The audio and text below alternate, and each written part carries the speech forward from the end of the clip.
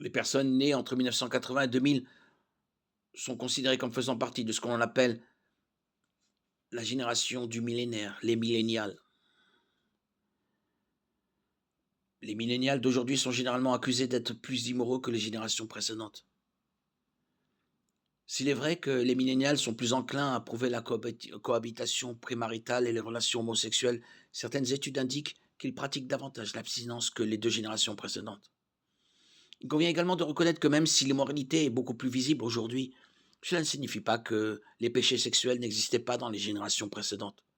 Tout au long de l'histoire, les jeunes adultes ont connu les tentations des passions de la jeunesse, de Timothée 2,22, comme le dit Salomon.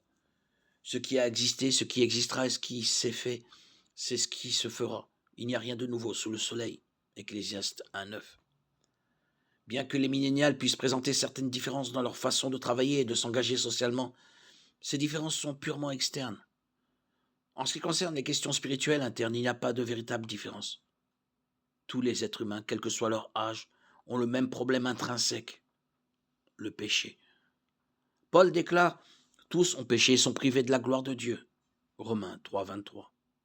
Il est clair dans les Écritures que toute l'humanité est esclave du péché et de la mort, et que le seul moyen d'être sauvé du péché est de faire confiance au sacrifice et à la résurrection de Jésus. 1 Corinthiens 15, 1, 4, Éphésiens 2, 8, 9, Romains 6, 23.